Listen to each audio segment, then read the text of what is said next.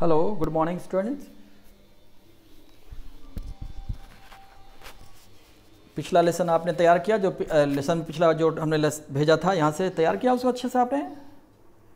अब बाकी का हम लोग यहाँ पर करेंगे। हम आपको स्लाइड्स बना के दे रहे हैं जिससे ऑलमोस्ट ये इक्विवेलेंट टू नोट्स हो जा रहा है आपके पास है। और भी आप जहाँ भी स्रोत से वीडियोस मिलते हैं वीडियोस देखिए, ऐसी बात नहीं है, लेकिन नोट्स के रूप में हम आपको भेजते जा रहे हैं। पिछले लेसन में हम लोग देखा था कैसे amoeba capture its food. Here will study the nutrition in human being. Human also depends on plants for his food and energy requirements. The food taken is in complex organic molecule form, has to be converted into simpler form that is done by digestion in the alimentary canal.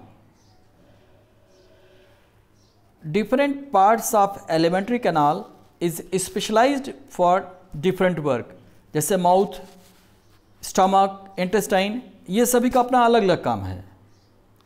It begins with mouth and ends into anus. Mouth से शुरू होकर के anus में and करती है पूरी। The mouth is fitted with the teeth for chewing the food thoroughly. दांत जो होते हैं भोजन को छोटे छोटे पीसेस में कर देते हैं च्यूइंग के द्वारा। Simultaneously the food gate wet due to the secretion of saliva that contains mucus. Mouth में ही फूड मॉइस्चर हो जाता है, स्लिपरी हो जाता है, गीला हो जाता है, क्योंकि माउथ में सलाइवा निकलता है। सबने देखा होगा सलाइवा, जिसको हम हिंदी में लार कहते हैं। सलाइवा में म्यूकस होता है, mucus is slippery and make the food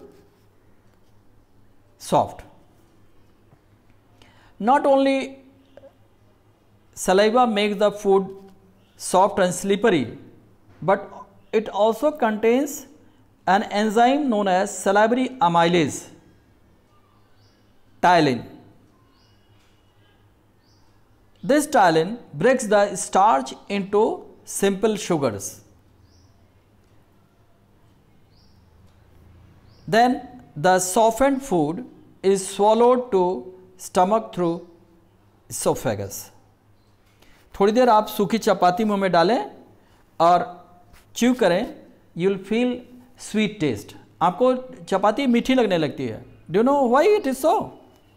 क्योंकि ptyalin breaks down the starch of the chapati into simple sugar and that become sweet in taste. Now, the wall of alimentary canal is fitted with specialized muscles that contract rhythmically to push food ahead. Such movement is called peristaltic movement. पूरी push करते हुए, जैसे आप toothpaste का देखा, जब toothpaste कम हो जाता है तो आप ट्यूब क्या कहते हो, तो इसे दबाते जाते हो ना, तो आगे बढ़ता जाता है और लास्ट में आप निकाल लेते हो टूथब्रश पे। सेम पैटर्न पे the alimentary canal is made up of specialized type of muscles which contract and relax rhythmically.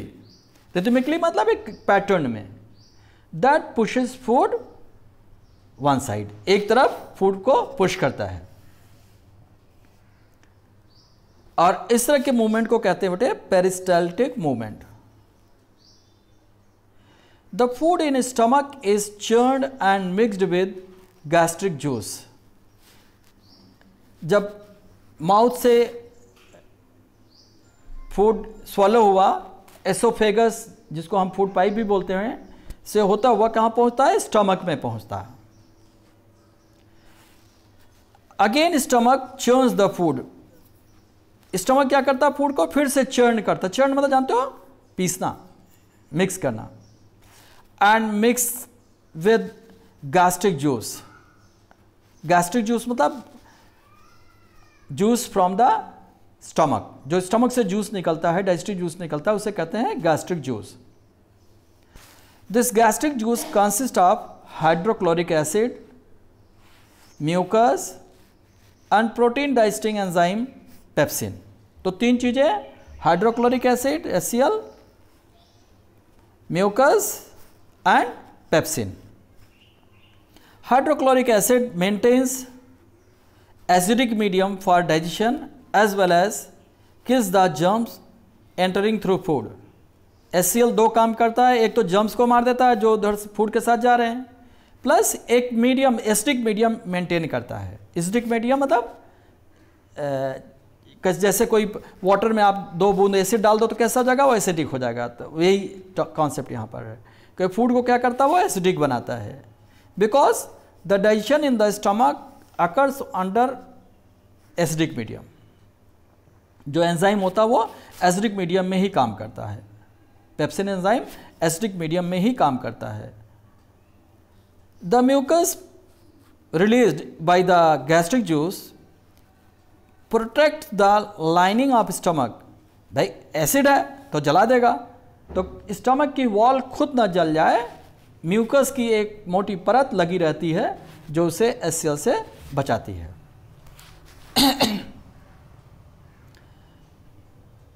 Pepsin digest proteins into amino acids under acidic medium. तो तीनों का काम अलग अलग हो गया, क्लियर। HCl का काम क्या है और म्यूकस का काम क्या है और पेप्सिन का क्या काम है। The burning feeling in the stomach may be over secretion of HCl into it due to overeating, spicy food, anxiety etc। कई बार एल्डरली लोग कंप्लेन करते हैं कि आज जलन हो रही है, या आपको भी कभी कभी होता है जैसे बर्निंग महसूस हो रही है, तो ये होता है excess secretion of HCl। Gastric juice ज़्यादा सिक्रीट हो जाता है और HCl बिना फूड के हमारे स्किन को, स्टमक वॉल को जलाने लगते हैं। और ये होता है जब आप बहुत ज़्यादा खाना खा लो, या बहुत स्पाइसी फूड खाए हो, या चिंता में हो, एंग्जाइटी वगैरह हो, तब अनिद्रा हो, नींद ना आ रही हो, तब ये सब कॉमन है। The food is stomach becomes paste like. Stomach के अंदर फूड चर्न होकर के और पार्शियली डाइजेस्ट होकर के पेस्ट की तरह हो जाता है। लेई देखा ना, लेई की तरह, और उसे कहते हैं chyme, and it is called as chyme. ध्यान रखना है, अभी पूरा डाइजेस्ट नहीं हुआ है, इसमें से जो भी भोजन आया है जिसे हम खाएं, कुछ हिस्सा उसका स्टार्च माउथ में डाइजेस्ट हुआ और बाकी का पार्ट, कुछ पार्ट प्रोटीन स्टमक में, और बाकी एज सच पड़ा हुआ है। The salivary amylase is destroyed under acidic medium. जो सलाइवा में सलाइवरी अमाइलेज था, स्टार्च को डाइजेस्ट करने वाला था, वो स्टमक में बेकार हो जाता है क्योंकि एसिडिक मीडियम में वो किल हो जाता है, मर जाता है, और फिर कोई कार्बोहाइड्रेट डाइजेशन नहीं होता। There is no carbohydrate digesting enzyme released in gastric juice. Gastric juice में कोई भी starch digesting, carbohydrate digesting enzyme नहीं होता, इसलिए स्टार्च का डाइजेशन स्टमक में नहीं होता। केवल बस प्रोटीन का डाइजेशन, वो भी किसकी मदद से? Pepsin. The food partially digested in the stomach is sent to the intestine through pyloric sphincter muscles। Stomach के 3 पार्ट होते हैं, जो एंड इंटेस्टाइन से जुड़ा होता है उसे कहते हैं पाइलोरिक, और उसके एंड पे एक खास तरह की मसल्स होती हैं, स्पेशलाइज्ड मसल्स होती हैं जो स्टमक की ओपनिंग को बंद रखती हैं, उसे कहते हैं पाइलोरिक स्फिंक्टर्स। जब फूड पेस्ट लाइक हो जाएगा तब ये पाइलोरिक स्फिंक्टर्स रिलैक्स करते हैं और push the food into the intestine. फिर से ये लाइनें सुन लें। The food partially digested in the stomach is sent to the intestine through pyloric sphincter muscle which controls the opening of the stomach to intestine। जब churning होती है तो बंद रहता है, और जब चर्निंग कंप्लीट हो गई तो ये खुल गई और फूड आगे इंटेस्टाइन में बढ़ गया। Intestine can be divided into 2 parts, small intestine lengthier but narrower, and large intestine comparatively smaller in length but thicker in width. आपने सुना होगा ना कि चलती को गाड़ी कहें, बने दूध को खोया, क्या समथिंग समथिंग करके कहावत है। तो नाम तो स्मॉल इंटेस्टाइन है, लेकिन ये लेंथ में लंबी होती है, और दूसरे का है लार्ज इंटेस्टाइन, लेकिन ये साइज में लेंथ में छोटी होती है। तो ये नाम क्यों पड़ा? Only because of the narrowness and thickness. Small intestine is narrower, whereas the large intestine is thicker in width, चौड़ी होती है। The food from stomach enters the small intestine where it is digested by the secretion of small intestine itself, as well as by the secretions from pancreas, pancreatic juice, और liver, bile juice। तो इस तरह से 3 प्रकार के juices intestine में आ मिलते हैं। पहला by intestine wall itself, intestine अपने आप अपनी वॉल से खुद निकालती, जिसको इंटेस्टाइनल जूस भी बोलते हैं, सक्कस एंटेरिकस भी उसका नाम है। और दूसरा होता है बाइल जूस, बाइल लीवर से निकल करके गॉल ब्लैडर में स्टोर होता है और गॉल ब्लैडर से स्क्वीज करता है। तीसरा है पैंक्रियाटिक जूस, जो पैंक्रियास से निकलता है। तो पैंक्रियाटिक जूस और बाइल जूस लगभग साथ साथ निकलते हैं बाइल डक्ट्स के through into the intestine. All the proteins, fat and carbohydrates are digested completely into simpler molecules as well as absorbed here only। Small intestine में ही अब जो बचा हुआ पार्ट डाइजेशन का वो प्लस एब्जॉर्प्शन पार्ट सब small intestine में complete होता है, and very little absorption occurs in the large intestine but no digestion. Digestion in the small intestine occurs under basic medium which is maintained by the bile juice। Stomach से आया हुआ food कैसा था? Acidic था। अब intestine में कैसा हो गया? बेसिक हो गया। एक्चुअली बाइल जूस में बाइल सॉल्ट्स होते हैं जो भोजन को पहले न्यूट्रलाइज करेंगे फिर उसको बेसिक बनाते हैं। क्योंकि जितने भी एंजाइम्स इंटेस्टाइन में हैं they function only at basic medium. In addition to make the medium of digestion basic, bile salts present in bile juice also breaks the fat into finer droplets to enhance the lipase action. This process is called emulsification of fats. Bile juice बहुत महत्वपूर्ण कार्य क्या करता है? भोजन को acidic से basic में बनाता है, न्यूट्रलाइज करके फिर उसको बेसिक में चेंज करेगा। ये भी बहुत इंपॉर्टेंट है। साथ ही साथ bile salts present in the bile juice breaks the fat into fine droplets, commonly known as micelles, उनको माइसल्स बोलते हैं, to increase the digestion process of fat, and this process is known as emulsification। Actually होता क्या है बच्चों, जो fat digesting enzyme lipase है ये वाटर सॉल्युबल है, तो फैट के अंदर तक नहीं जा पाता, बाहर ही बाहर डाइजेशन करता है।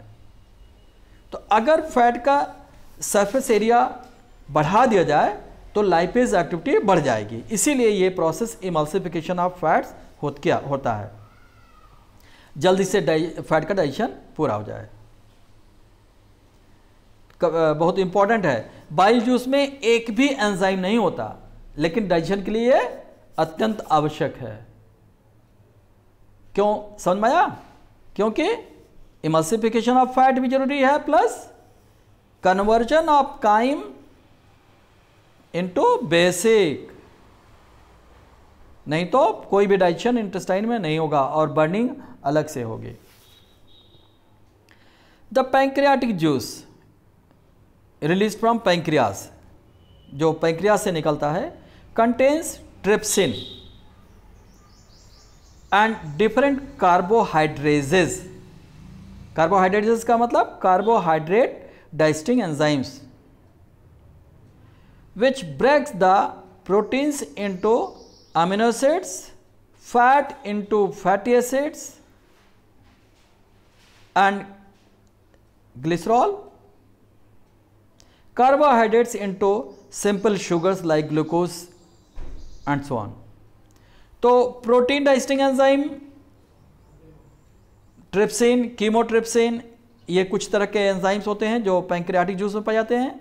लाइपेज फैट पे काम करेगा और फैट को तोड़ता है ग्लिसरॉल्स एंड फैटी एसिड्स में, ग्लिसरॉल एंड फैटी एसिड्स में। कार्बोहाइड्रेजेस, जो कार्बोहाइड्रेट डाइजेस्टिंग एंजाइम है, finally breaks it carbohydrate into simple sugars. Now we come to the absorption and egestion.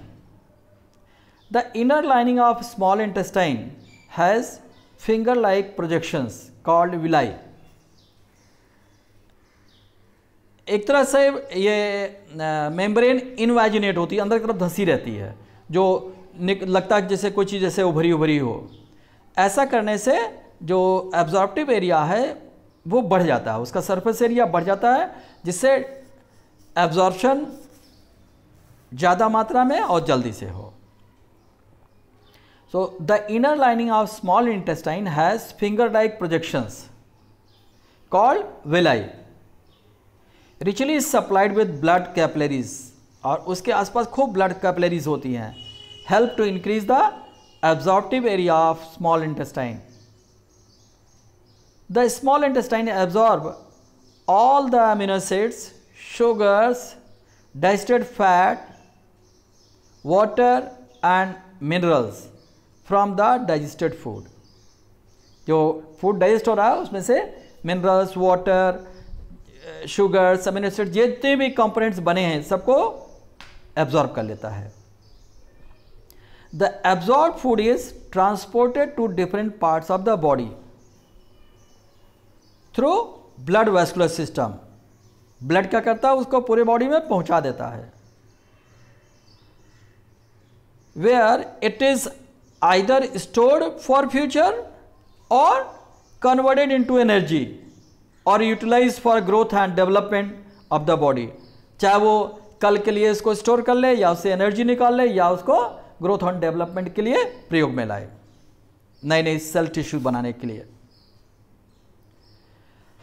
Unabsorbed food is sent to the large intestine. अब जो food digest नहीं हुआ है या absorb नहीं हुआ है, वो पुश होता है टुवर्ड्स लार्ज इंटेस्टाइन। वही पेरिस्टाल्टिक मूवमेंट बेटे, वही सेम चीज, पुश करके भोजन को आगे भेजना। The large intestine absorbs remaining water. Large intestine में भी विलाई होते हैं, वो और पानी को एब्जॉर्ब कर लेंगे।